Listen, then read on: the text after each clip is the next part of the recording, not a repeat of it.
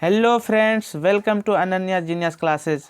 दोस्तों, 500 महत्वपूर्ण प्रश्न का यह श्रृंखला है जिसका 6 पार्ट ऑलरेडी अपलोड कर दिया गया है दोस्तों, और यह 7वां पार्ट है। अगर वो 6 पार्ट आप नहीं देखे हैं दोस्तों तो उस वीडियो को ज़रूर देखिए। बहुत अच्छा प्रश्न उसमें डाला गया है। आपको एक कॉन्फिडेंस आ जाएगा उस प्रश्न को देख करके।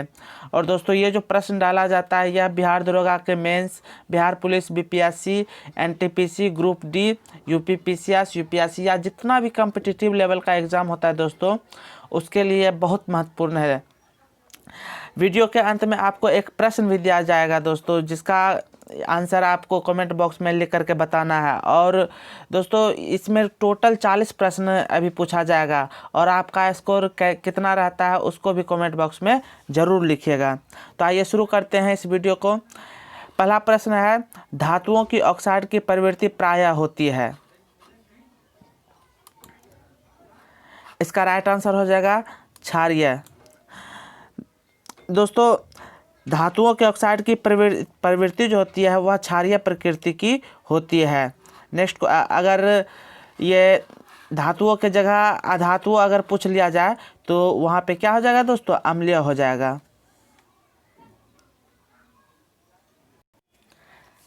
नेक्स्ट क्वेश्चन है,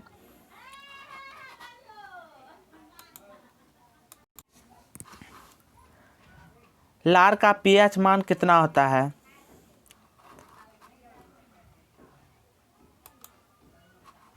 इसका राइट आंसर हो जाएगा ऑप्शन डी।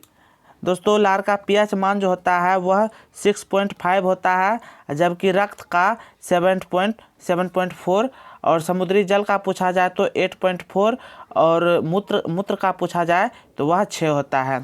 तो लार का पीएच मान कितना हो जाएगा दोस्तों?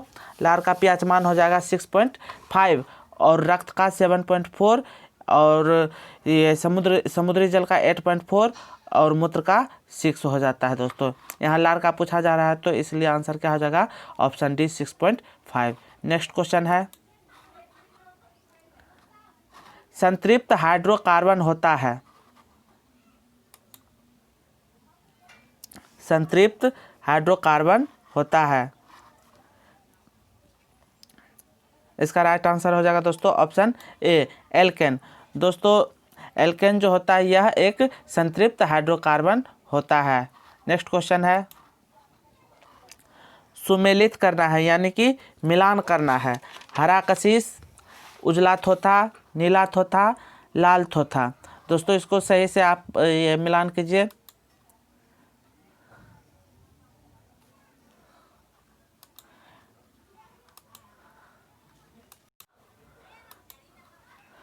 आइए दोस्तों मिलान करते हैं।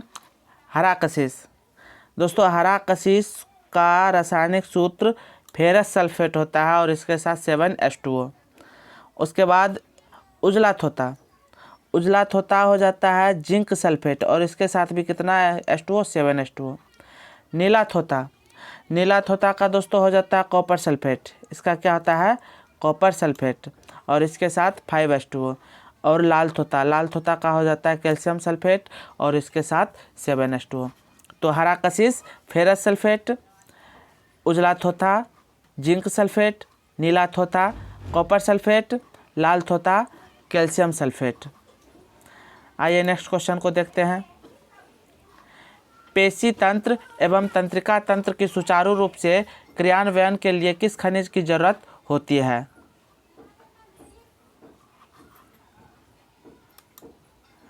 इसका राइट आंसर हो जाएगा दोस्तों मैग्नीशियम। दोस्तों, मैग्नीशियम प्रायः सब्जियों में पाया जाता है। पेशी तंत्र एवं तंत्रिका तंत्र की क्रिया हेतु या और कैंसर के बचाव के लिए आवश्यक खनिज मैग्नीशियम ही है, इसलिए इसका राइट आंसर क्या हो जाएगा दोस्तों? मैग्नीशियम। अगला प्रश्न है, मलेरिया रोग में शरीर का कौन सा अंग प्रभावित होता है?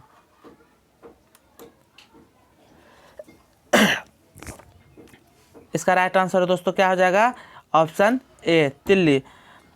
दोस्तों, मलेरिया रोग जो होता है वह तिल्ली को प्रभावित करता है, जबकि ये मस्तिष्क सोने की बीमारी एक होता है। सोने की बीमारी मस्तिष्क को प्रभावित करता है और क्षय रोग फेफड़ा को प्रभावित करता है और पेचिश जो होता है दोस्तों वह आंत को प्रभावित करता है। फिर से मलेरिया रोग किसको? तिल्ली को। और सोने की बीमारी मस्तिष्क को। क्षय रोग जिसको टीबी भी हम लोग कहते हैं वो फेफड़ा को। और ये पेचिस आंत को प्रभावित करता है। यहाँ पे मलेरिया रोग पूछा जा रहा है तो आंसर क्या हो जाएगा? तिल्ली। नेक्स्ट क्वेश्चन है, जीवाणु से होने वाला रोग नहीं है। इसका राइट आंसर दोस्तों हो जाएगा चेचक। दोस्तों यह जीवाणु से नहीं बल्कि विषाणु से होता है। यह चेचक जो होता है वेरियोला वायरस से होता है।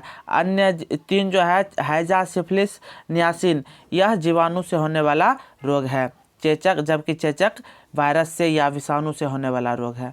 नेक्स्ट क्वेश्चन है, नाखून, खुर और सींग किससे बने होते हैं?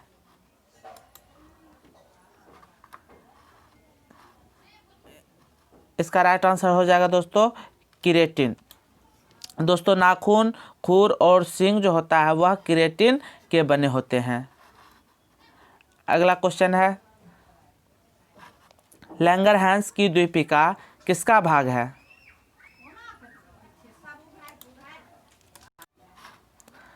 लैंगरहैंस की द्वीपिका किसका भाग है? इसका सही आंसर क्या हो जाएगा दोस्तों? इसका सही आंसर हो जाएगा ऑप्शन सी, अग्नाशय। दोस्तों लैंगरहैंस की द्वीपिका का भाग ये जो होता है वह अग्नाशय का होता है। लैंगरहैंस द्वीपिका अग्नाशय का भाग। नेक्स्ट क्वेश्चन है, मनुष्य में भोजन का पाचन प्रारंभ होता है। तो दोस्तों मनुष्य में ये भोजन का पाचन प्रारंभ कहाँ से होता है? तो इसका आंसर हो जाएगा ऑप्शन ए, मुख से। मनुष्य में ये भोजन का पाचन का प्रारंभ मुख से होता है। नेक्स्ट क्वेश्चन है, भारतीय मानक समय किस रेखांश पर अपनाया जाता है? भारतीय मानक समय किस रेखांश पर अपनाया जाता है? तो इसका दोस्तों राइट आंसर क्या हो जाएगा? दीजिए, राइट आंसर इसका हो जाएगा ऑप्शन सी। दोस्तों भारतीय मानक समय जो है 82 डिग्री पूर्वी देशांतर को अपनाया गया है। यह दोस्तों इलाहाबाद के मिर्ज़ापुर से होते हुए गुजरती है। 82 डिग्री पूर्वी देशांतर या यहाँ पे रेखांश दिया गया है। तो 82 डिग्री पूर्वी देशांतर और कहाँ से होकर गुजरती है? इलाहाबाद के मिर्ज़ापुर से होकर के गुजरती है। नेक्स्ट क्वेश्चन है, भारत के दक्षिणतम छोर का क्या नाम है? दोस्तों यहाँ पे छोर हो जाएगा यहाँ पे दोस्तों, भारत के दक्षिणतम छोर का क्या नाम है? इसका राइट आंसर क्या हो जाएगा दोस्तों? Option C, Indira point. Bharat के दक्षिणतम छोर का नाम इंदिरा पॉइंट है। और इसे दोस्तों पिग्मेलियन पॉइंट या ये पार्सन्स पॉइंट के नाम से भी जाना जाता है। इंदिरा पॉइंट को कौन कौन सा? पिग्मेलियन पॉइंट या पार्सन्स पॉइंट। दोस्तों यहाँ पे दक्षिणतम छोर पूछा गया तो इंदिरा पॉइंट। अगर उत्तरी छोर पूछा जाए तो इंदिरा कौल होता है। उत्तरी छोर इंदिरा कौल जो कि जम्मू कश्मीर में पड़ता है। और पूर्वी पूछा जाए तो वालांगू जो अरुणाचल प्रदेश में पड़ता है। और पश्चिमी अगर पूछा जाए तो सरक्रिक जो कि गुजरात में पड़ता है। यहाँ पे पूछा जा रहा है दक्षिणतम छोर तो क्या हो जाएगा दोस्तों? इंदिरा पॉइंट। नेक्स्ट क्वेश्चन है, अंडमान निकोबार द्वीप में सैडल पीक जिसको गद्दीदार चोटी भी कहा जाता है कहाँ स्थित है? अंडमान निकोबार द्वीप में सैडल पीक कहाँ स्थित है? इसका सही आंसर दीजिए दोस्तों। इसका राइट आंसर क्या हो जाएगा? उत्तरी अंडमान। दोस्तों अंडमान निकोबार के उत्तरी अंडमान में सैडल पीक स्थित है जो कि यह अंडमान निकोबार की सबसे ऊंची चोटी है। सैडल पीक जो है अंडमान निकोबार की सबसे ऊंची चोटी है और कहाँ स्थित है? उत्तरी अंडमान में। अगला प्रश्न है, भारत का कृत्रिम बंदरगाह कौन सा है? भारत का कृत्रिम बंदरगाह कौन सा है? तो दोस्तों इसका ऑप्शन क्या हो जाएगा सही आंसर? इसका ऑप्शन बी सही आंसर हो जाएगा। भारत के पूर्वी तट पर स्थित चेन्नई एक कृत्रिम बंदरगाह है। इन बंदरगाह से पेट्रोलियम, लौह अयस्क और बहुत सारे वस्तुओं का व्यापार होता है, जबकि कांडला, मंगलूर और हल्दिया यह तीनों प्राकृतिक बंदरगाह है, जबकि चेन्नई एक कृत्रिम बंदरगाह है। नेक्स्ट क्वेश्चन है, एकमात्र अभयारण्य जहां कश्मीरी महामृग पाया जाता है। दोस्तों भारत का एकमात्र अभयारण्य है जहां सिर्फ कश्मीरी महामृग पाया जाता है। तो इसका सही आंसर क्या हो जाएगा दोस्तों? दाची गाम। दोस्तों दाची गाम अभयारण्य भारत का एकमात्र अभयारण्य है जहां पे ये कश्मीरी महामृग पाया जाता है और यह जम्मू कश्मीर में पड़ता है, जम्मू कश्मीर के श्रीनगर में। नेक्स्ट क्वेश्चन है दोस्तों, निम्नलिखित का सही सुमेलित कीजिए। हीराकुंड, मेट्टूर, अलमाटी और फरक्का ये सारा परियोजना है और कहाँ किस राज्य में है उससे मिलान करना है। तो आइए मिलान करते हैं। दोस्तों पहला है हीराकुंड। हीराकुंड कहाँ है दोस्तों? यह उड़ीसा में है। मेट्टूर, मेट्टूर कहाँ है दोस्तों? मेट्टूर परियोजना तमिलनाडु में है। अलमाटी, अलमाटी कर्नाटक में। अलमाटी कहाँ जाएगा दोस्तों? कर्नाटक में। और फरक्का परियोजना पश्चिम बंगाल में। इस प्रकार इसका सही आंसर इस तरह से हो जाएगा। नेक्स्ट क्वेश्चन है दोस्तों, सौर मंडल का 4 सबसे विशाल ग्रह अवरोही क्रम में है। इसका आप सही आंसर दीजिए दोस्तों। दोस्तों इसका राइट आंसर क्या हो जाएगा? Option C. सौरमंडल के 4 सबसे विशाल ग्रह अवरोही क्रम में है। तो सबसे विशाल बृहस्पति है, उसके बाद शनि है, उसके बाद यूरेनस है, उसके बाद नेपच्यून है। और नेपच्यून के बाद अगर देखा जाए तो नेपच्यून के बाद क्या आ जाता है? पृथ्वी, उसके बाद शुक्र, उसके बाद मंगल और लास्ट में बुध। यानी कि सबसे हल्का ग्रह बुध है और सबसे भारी ग्रह बृहस्पति है। यहाँ पे अवरोही पूछा जा रहा है तो सबसे भारी बृहस्पति, शनि, यूरेनस और नेपच्यून यह अवरोही क्रम में है। और इसके बाद क्या हो जाएगा? पृथ्वी, शुक्र, मंगल, बुध। आइए नेक्स्ट क्वेश्चन को देखते हैं। मॉन्ट्रियल प्रोटोकॉल का संबंध है। मॉन्ट्रियल प्रोटोकॉल का किससे संबंध है दोस्तों? इसका राइट आंसर क्या हो जाएगा? Option B. मॉन्ट्रियल प्रोटोकॉल 1987 में अंतिम रूप से ओजोन घटाने वाले पदार्थों, जिसको ओडीएस भी कहा जाता है, के उत्पादन और खपत को चरणबद्ध करके समताप मंडल की ओजोन परत की रक्षा करने के लिए एक वैश्विक समझौता था। तो इसका सही आंसर क्या हो जाएगा दोस्तों? ओजोन क्षरण की प्रक्रिया को रोकना। नेक्स्ट क्वेश्चन है, मोरेन कहाँ बनते हैं? मोरेन कहाँ बनते हैं? इसका राइट आंसर क्या हो जाएगा दोस्तों? आंसर हो जाएगा हिमानी क्षेत्र। दोस्तों हिमानी द्वारा पदार्थों के निक्षेप को हिमोड या मोरेन कहा जाता है। तो यहाँ पे पूछा क्या जा रहा है? मोरेन। तो मोरेन कहाँ बनता है? हिमानी क्षेत्र में बनता है। नेक्स्ट क्वेश्चन है, निम्न में से उष्ण कटिबंधीय घास के मैदान का उदाहरण है। इसका सही आंसर दीजिए दोस्तों। इसका क्या सही आंसर हो जाएगा? Option C. दोस्तों उष्ण कटिबंधीय घास का ये उदाहरण कौन सा है? सवाना। उष्ण कटिबंधीय घास के मैदान सवाना को कहते हैं। जब पंपास और वेल्ड शीतोष्ण घास के मैदान है। यहाँ पे पंपास, वेल्ड, लानोस ये सारे तीनों का कैसा है? शीतोष्ण घास का मैदान, जबकि सवाना उष्ण कटिबंधीय घास का मैदान है। नेक्स्ट क्वेश्चन है,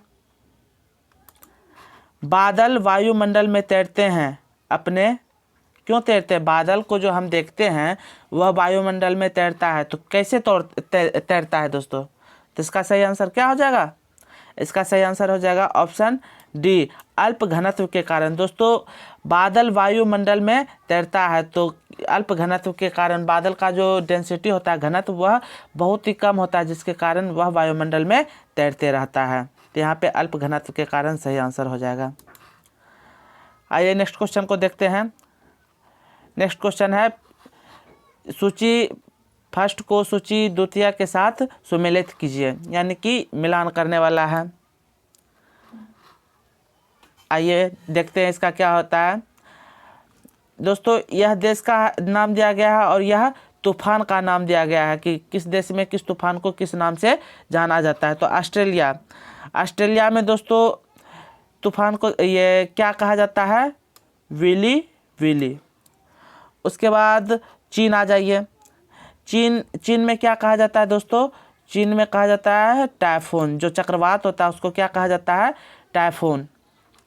और फ्रांस में चक्रवात को क्या कहा जाता है, मिस्ट्रल। वेस्ट इंडीज़ में क्या कहा जाता है, हरिकेन। इस प्रकार सही आंसर इस तरह से हो जाएगा।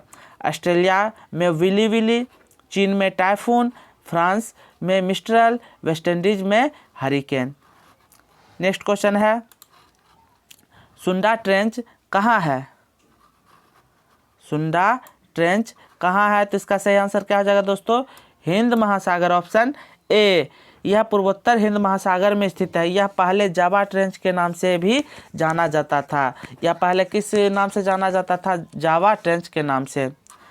नेक्स्ट क्वेश्चन है, विश्व प्रसिद्ध अंकोर वाट का मंदिर किस देवता के लिए प्रसिद्ध है। विश्व प्रसिद्ध अंकोर वाट का मंदिर किस देवता के लिए प्रसिद्ध है। तो इसका सही आंसर क्या हो जाएगा, ऑप्शन सी, भगवान विष्णु। दोस्तों यह जो है विश्व प्रसिद्ध अंकोर वाट का मंदिर भगवान विष्णु के देवता के लिए प्रसिद्ध है। और इसको जो है किसने बनवाए थे, इन्हें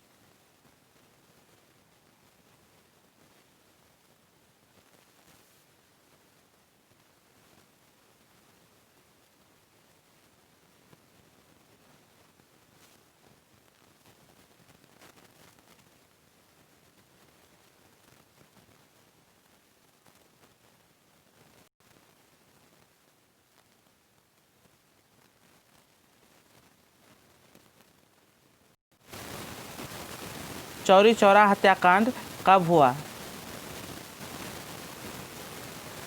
इसका राइट आंसर क्या हो जाएगा दोस्तों, दीजिए। इसका राइट आंसर हो जाएगा ऑप्शन बी, 5 फरवरी 1922 में चौरी चौरा हत्याकांड हुआ था। और यह दोस्तों चौरी चौरा हत्याकांड कहाँ हुआ था? गोरखपुर में हुआ था। नेक्स्ट क्वेश्चन है, यंग बंगाल आंदोलन के प्रवर्तक कौन थे? यंग बंगाल आंदोलन के प्रवर्तक, इसका सही आंसर क्या हो जाएगा? Option C, Henry Vivian Derozio. यह यंग बंगाल आंदोलन के प्रवर्तक थे। दोस्तों आज का यह लास्ट क्वेश्चन है, श्रीरंगपट्टनम की संधि किनके मध्य हुई थी? श्रीरंगपट्टनम की संधि किनके मध्य हुई थी?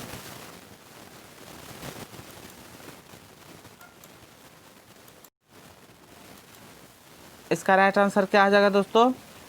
Option D. दोस्तों श्रीरंगपट्टनम की संधि टीपू सुल्तान एवं कॉर्नवालिस के बीच 1793 में हुआ था और यह तृतीय आंग्ल मैसूर युद्ध के दौरान हुआ था।